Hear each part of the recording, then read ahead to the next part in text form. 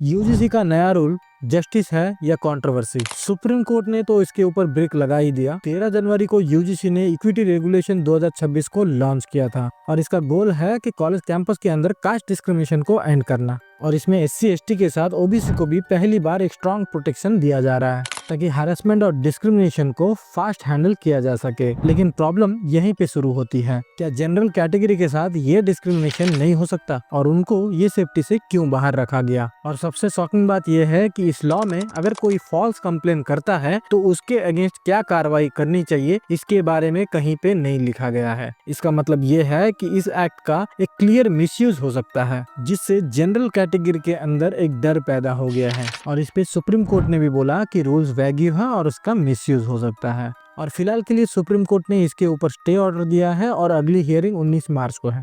UGC का नया rule justice है या कंट्रोवर्सी। सुप्रीम कोर्ट ने तो इसके ऊपर ब्रेक लगा ही दिया। 13 जनवरी को यूजीसी ने इक्विटी रेगुलेशन 2026 को लॉन्च किया था और इसका गोल है कि कॉलेज कैंपस के अंदर कास्ट डिस्क्रिमिनेशन को एंड करना। और इसमें एससी एसटी के साथ ओबीसी को भी पहली बार एक स्ट्रॉन्ग प्रोटेक्शन दिया जा रहा है ताकि हैरेसमेंट और डिस्क्रिमिनेशन को फास्ट हैंडल किया जा सके। लेकिन प्रॉब्लम यहीं पे शुरू होती है, क्या जनरल कैटेगरी के साथ ये डिस्क्रिमिनेशन नहीं हो सकता और उनको ये सेफ्टी से क्यों बाहर रखा गया। और सबसे शॉकिंग बात यह है कि इस लॉ में अगर कोई फॉल्स कंप्लेन करता है तो उसके अगेंस्ट क्या कार्रवाई करनी चाहिए, इसके बारे में कहीं पे नहीं लिखा गया है। इसका मतलब ये है कि इस एक्ट का एक क्लियर मिसयूज हो सकता है, जिससे जनरल कैटेगरी के अंदर एक डर पैदा हो गया है। और इस पे सुप्रीम कोर्ट ने भी बोला कि रूल्स वैग्यू है और उसका मिसयूज हो सकता है। और फिलहाल के लिए सुप्रीम कोर्ट ने इसके ऊपर स्टे ऑर्डर दिया है और अगली हियरिंग 19 मार्च को है।